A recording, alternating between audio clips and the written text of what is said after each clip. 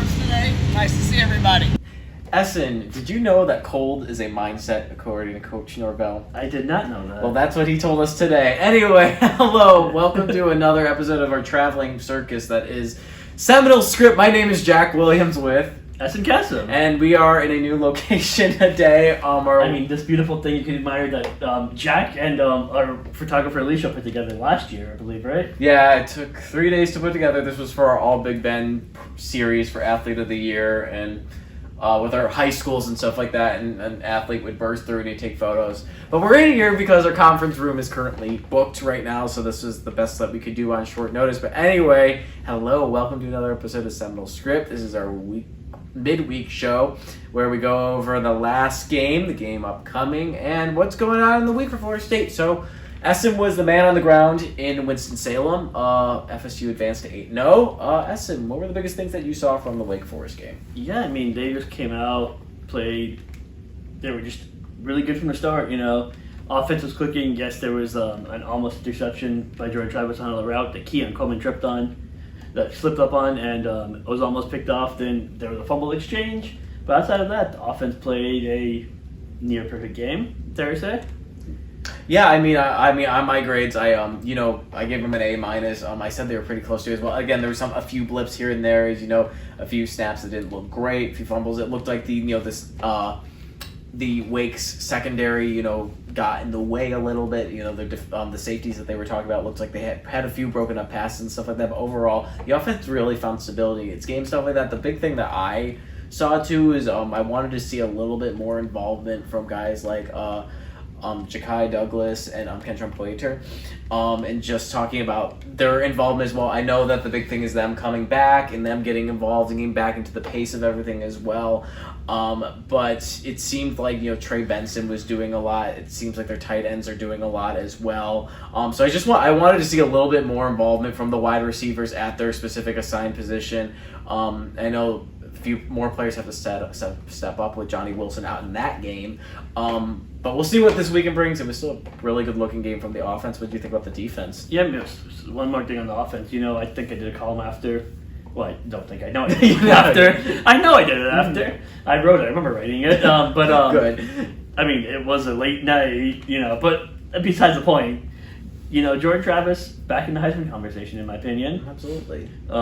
He's had, I don't remember how many, but he's had three passing touchdowns, rushing touchdown. Against Wake Forest, had a big game against Duke where he looked the part. Ironically, it's been said, alluding to a story Jack did, it's been said he had that sit down with Mike Norvell about having fun playing football again. He's having fun playing football again. I think I was a lead of mine, Jordan Travis Heisman candidate, Jordan Travis having fun playing football. No coincidence. It's the same thing. It's, so Jordan Travis put himself back on the radar. You mentioned Trey Benson. Trey Benson mentioned the funny thing to us. He had 99 yards receiving. He's never gone over 100 yards of receiving in his career. So he told Jordan Travis, and Jordan Travis took care of it. Gave him that 1 yard. Gave him that 1 yard. It was exactly 1 yard. Pretty sure they're probably trying to get more. But, right. He had a great 80-yard. Benson had a great 80-yard touchdown. He has the two longest plays of the year, 80 yards and 88 yards, rushing, one passing, right, or catching. He was impressive. Kentron almost had a touchdown. He did, yeah. Mossed somebody, as Alex Atkins said. So overall, yeah, offense was great performance. Offensive line performed well, but yeah, defensively, I think it was interesting. The one, I can't remember exactly how many yards Wake had, but there was one 51-yard run in the first quarter when Jared Verse was out of the game. He went back to the locker room, had get stitches below his eyes. Still walking with that bandage on. That's kind of funny, but. He's enjoying this cool weather, though. Jared Verse, yeah. He was taunting some of his teammates, like, no, this is great weather. He came from Albany, so, he would definitely be used to it. I thought the defense looked well. As there was a few plays here and there as well. They didn't get a shutout in college football is, it's very hard to achieve. Yeah. But, there was, I think, 16 points that Wake scored. 16 points,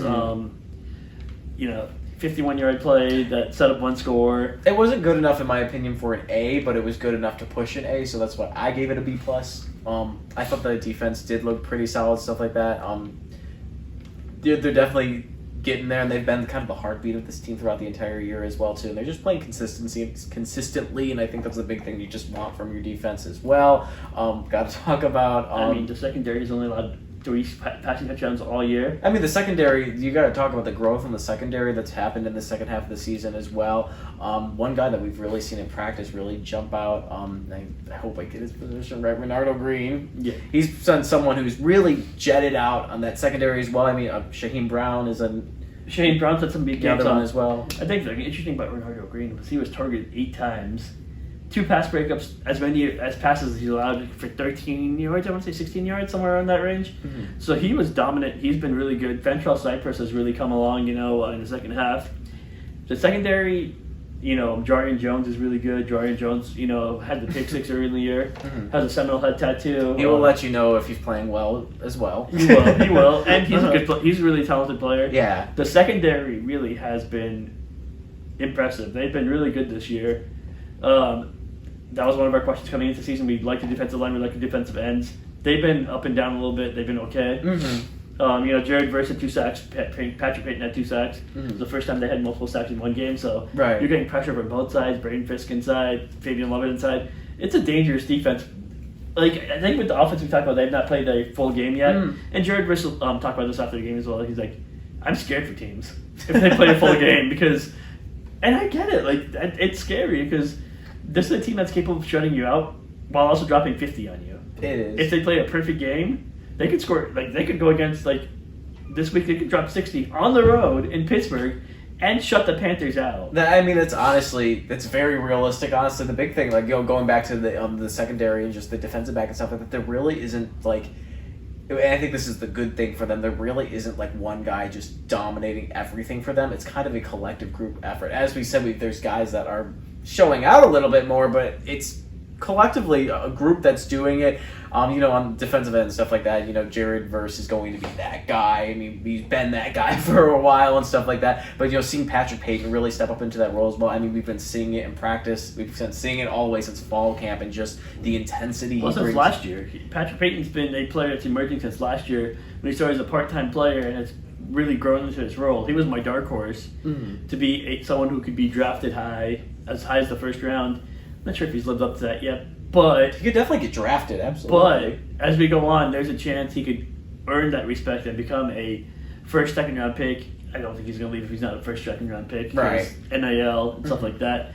But he's someone that I still have very, very, he's a very talented player. He's talented. He brings such an intensity to the field, whether it be practice or the game, that really it might be the highest on the team, in my opinion, as well. Just higher than Norvell? What? Higher than Norvell? It's just, oh my god. I mean, Patrick Payton, yeah, I agree with you. He's really a dark horse guy this year. He's a guy who's stepped up into a really big, role. And then one more aspect of the game that we could talk about from Wake Forest before we move on to Pitt.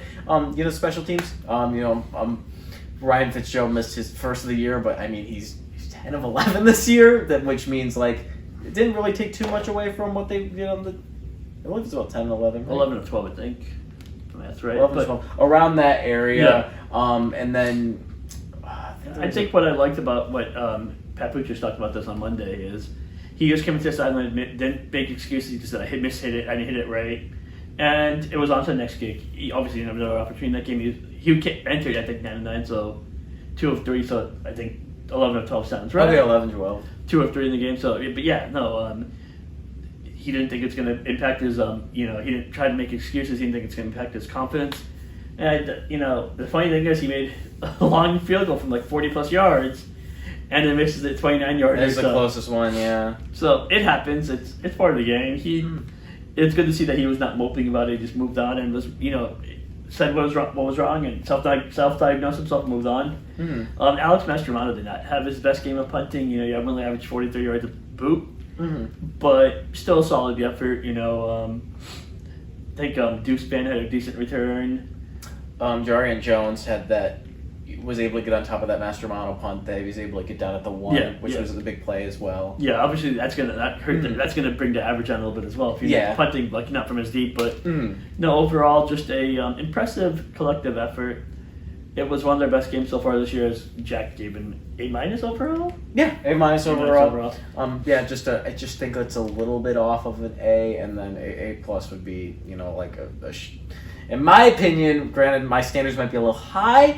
Be like 3 points, maybe a shutout a lot in that game from the defense and allowed, and then the offense putting up like an oogly big oogly. You guys hear creative words. Well, we saw 2013 what they did to Idaho. Like, that's an A plus game to me, where everything just kind of explodes. Like, you putting up 80 points against somebody, that's crazy. And I mean, I don't think they'll be able to put up 80, but I think there could be a similar situation from Wake Forest to this week against Pitt. Would you agree? Yeah, definitely. And moving on to Pitt, we'll talk about practices first. Absolutely. Oh, first of all,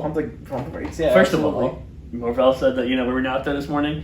I didn't blame the cold. I'm like, no, it was not the cold. I forgot my backpack at home. I had to go back for it, so I would have been there for him. Just if you're watching this, Mike, I would have been there. No, well, you're saying that, and it was like. Okay, so context. So it was very cold today, Wednesday, November 1st. It was very cold out. It was November. It's November. This is November. It was in the high 40s this morning into the low 50s, and Ehsan said he forgot his backpack, so I had to go back home and get it. Usually Ehsan and a group of reporters are out there to get Norvell and the players walking in. I don't come because I have problems waking up. I don't come to practice because I have problems waking up, but I come when practice starts, so I'm not out there that early. But anyway, not a lot of people were out there today. So Norvell was like, we have to talk about consistency today. And we talk about people and the impact that they have. He's like, the bye week, he's like, no one was out there. He's like, now it's cold out. No one else is out there. He's like, what was he said? He said something he usually says all the time, right? He told us to stop being selfish. Oh, he told us it's okay. He doesn't say that all the time. But he doesn't say it all the time. He's like, stop being selfish. Think about other people. And he says it in a very joking term. And then someone else asked about the weather later in there, and he's like, well, it seems like the only group that got affected by it was the media. It was still about how you're going to go and get the work done. And so probably affected the media more than anybody else.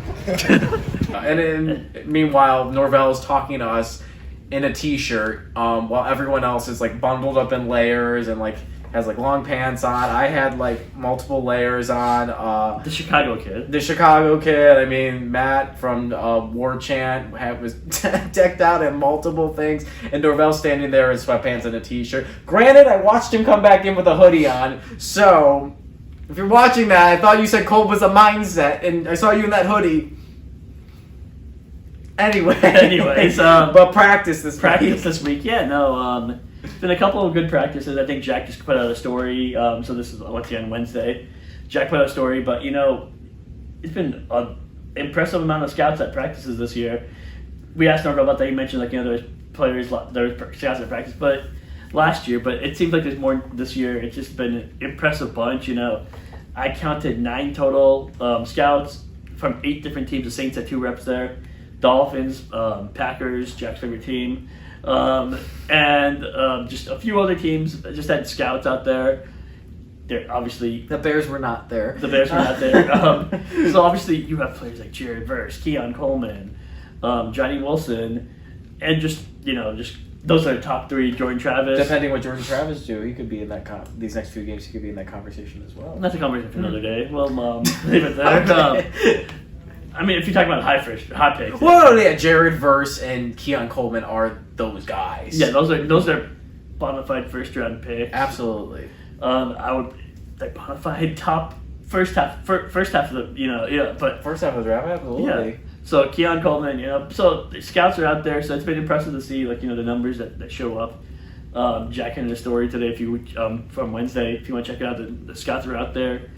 Yeah, there's 11 scouts over 2 days, 9 in 1 day, which is just wild from all different teams around the league. And if you remember that pro day, they had one guy that was teams were coming to watch last year. Right, Jamie Robinson, and that's it. Yeah, I mean, pro day this past year is not going to be able to compare to what it's going to be this year at all. It's going to be ridiculous. It's going to be wild, and we're thinking about this. Pro day is going to be in like March, But March, yeah. April, and it's wild to think about. And like Norvell mentioned it too, when you're coming to Florida State, people are going to watch you. I think I calculated it. I sat on Wikipedia and counted every single draft pick that was here, pushing 300, but over 250 players from this program since 1950 something, were drafted into the NFL from Florida State. So there are obviously eyes coming in here, but I mean, that many scouts in 1 day, 2 days. It's impressive. That's impressive in its own self as well. What were your takeaways away from practice this week? What did you see that you think is going to be important this week? I mean, defensive backs, defense. I'd say the defensive back specifically looked really good today. Renardo Green. Man. Renardo Green was on a different mode. I mean, when this will come out with our little predictions and stuff like that, he might be my impact player for the Pitt game. He was on. He was. If that's a question in there. Spoiler. Maybe not. We'll see. You have to read it. Scroll down. But I mean, he was playing extremely well today. Marquiston Douglas was another guy that was really opening up today. Darian Williamson was another player as well. Yeah. It was an interesting sequence. We saw back-to-back plays. Jordan Travis threw the ball. Renardo Green just outside 11-11. Renardo Green made a great pass breakup on the back shoulder throw to Williamson, and both Travis and Williamson got together. Like, no, we're not going to do that again. It was an even better throw and a great catch on the sideline. I think he got both feet in bounds, if I'm not mistaken, and was able to beat Renardo Green in coverage. So it was a good back and forth. Watching, I think one of our favorite things is watching the offensive line against the defensive line because it's always heated. It's always fun. Byers talked about it. He's like, it's going up against Jared Verse and Patrick Payton practice every week. Bring those two players back. Yeah, it's fun. Jared Verse is a talker. Oh yeah. No, I mean they're all just so competitive out there. And then Patrick Payton is like you mentioned earlier. He's a passionate guy. He's got to be the most intense person out there, in my opinion, from what we've seen in just those drills as well. Who was the one guy that was the one day we were watching those drills, and every time I think it was someone Caleb got beat, no, it wasn't Caleb Deloach. It was one guy. Every time they got beat, he'd go up to the one guy and start teasing him. That was Gilbert Edmond. Gilbert Edmond was really into it. That was a lot of fun to watch. So it's fun to watch back and forth because this is a top 20 defense, top 10 offense. It's a talented group. I had an interview with Deuce Ben, sort of coming out next couple of weeks, one-on-one, sit down with him. He's mentioned, for him and the wide receivers, the cornerbacks they face in practice are better than the ones they're going to see a lot of times in games. It's fun. It's practice is fun. It really is. I mean, those, like Ehsan said, these are two of the best trenches in the country, top 20, top 10, and just seeing them go up against each other and just seeing, how serious they take it being practice. We talk about practice. Practice. Not no game. Practice, not the game. I can't complete the rest of the quote because I can't remember. But anyways, on to the game. Yeah, on to the game. But Pitt, I will be there. Should be kind of similar weather as it was today, Wednesday. FSU did a good job of ordering this kind of weather. Ordering this kind of weather for this week, so they can prepare for. It's next level thinking, really. Krista Salerno is her last name, right? She had a nice little funny comment she made to the reporters when Kurt Weiler from the Osceola asked. It's like, oh, well, Norvell did a good job calling up this weather, huh? And then she's like, yeah, he made a call up to God. And it was like, I mean, it worked. Honestly, it's funny, but it kind of worked out perfectly. They're getting ready. I mean, we're getting towards the middle of the week. We're getting towards the end of the week. They're going to get ready to go Nobody understands the control that college football coaches have. Yeah, I mean, for all we know, the magnets in Tallahassee. We could have gone into the magnet and rung up something. Anyway, but it's could be very similar weather. Ehsan wrote a good story talking about the possible field conditions as well. Yeah, no. So the Steelers lost the Jaguars 20-10 on their last Sunday. That'd be November 29th. October 29th. October 29th. Yeah. November 2nd, tomorrow, Thursday, or today, I guess at this point. Yeah. The Steelers are hosting the Titans. Then on Saturday, the Panthers and Seminoles are going to play. Mm-hmm. So that's 3 games in about a 7-day span. On a field that already has some issues with the turf, the grass. I believe it's natural grass. Yeah, it is. So, it'll be interesting. Kyle Morlock told us, I can speak. told us yesterday that they were wearing special cleats and they're preparing for the game. That was like very interesting. Mm-hmm. I don't think it's be enough to slow down the Florida State offense. No, I mean I don't know if this is it's an NFL clip. I don't know if it's from Pittsburgh though. Do you remember it was like back in the 80s or 90s when there was something with the rain and stuff like that. The field, the sod was so bad that the cleats were picking up so much grass and they kicked the ball and it stuck in the mud. Do you know what I'm talking about or not? I think so, but I don't know if that was Pittsburgh or not, but like the field conditions could be rough, but like you said, I don't think that's allowed to slow down some of the ball. The team's playing so well right now. We can probably talk about this a little bit more on our podcast, but the college football playoff ranking came out. They're number 4 in the country. They have a lot of... Oh, yeah, you guys want to join for that, because I will discuss about my takeaways from that, and where I stand that... Let me just say, I think it was very inconsistent with the reasonings, but we'll get to that. We'll save that for the podcast. But, you guys want to join the podcast for sure. But, I mean, this team has so much momentum right now. I mean... They're playing extremely well right now, even if they're not like 100% healthy. They're still playing really well right now. I don't know if Johnny Wilson will or won't be back this week. We'll see. But I mean, the team's just playing so consistent right now. This is the stretch where I think it was going to show if FSU was going to be a team that was going to be the road was going to be their Achilles heel. You know, we saw a close game at Clemson, and it was predicted that was going to be a close game. And then we saw a close game at Boston. It was funny because the College Football Playoff Committee said that the Red Bandana game they took that into factor when talking about that Boston loss. Maybe that will be a part of something we talk about in the podcast. But we saw again Wake Forest, and they were just dominant on the road here. I think they could be dominant again at Pitt. We'll get into picks later. Yeah, we'll get into picks later. But like, I just think it's consistent. I think the consistency is just going to bleed into from Wake Forest into this week as well, and then we'll set up for probably a really fun week when Miami comes to town. But we're talking about Pitt. So I guess what are you thinking? Yeah, no, I think Florida State's just a superior team. Pitt did not look good last week against Notre Dame. I think it was 51-7 loss. Yeah, it was a wide loss. So the way the momentum's going, Florida State team they are, I think it's gonna be not an easy win. There's no such thing as an easy win in college football. Let's be mindful of that. I think it's gonna be a good day for the Seminoles. Absolutely, they're getting into we're kind of getting into the final stretch here after this Pitt game. You got Miami, then North Alabama, and then they wrap up the regular season at Florida. Well, it's so crazy to think that the regular season is about to I think one thing we note, and that is important, is FSU can clinch a spot in the ACC championship game with a win against Pitt, making that Miami game not important, but to every FSU fan, Miami game's important. Yes. So, but I mean, to every it's an important game. Like you mean the for the standings. Consequences is the wrong word, but like the meaning of the game, not the meaning of the game. The win-loss will not have it. It will have an ACC Yes, they want to impact in ACC. There you go, Jack. There we go. Words. Anyway, yeah. But yeah, so do you want to tell us where you can find us? Yes, you can find all of our stuff at Knoll Sports, knollsports.com, Tallahassee.com. It's TD Knoll Sports on Instagram. It is just Knoll Sports on X. It's Knoll Sports on Facebook.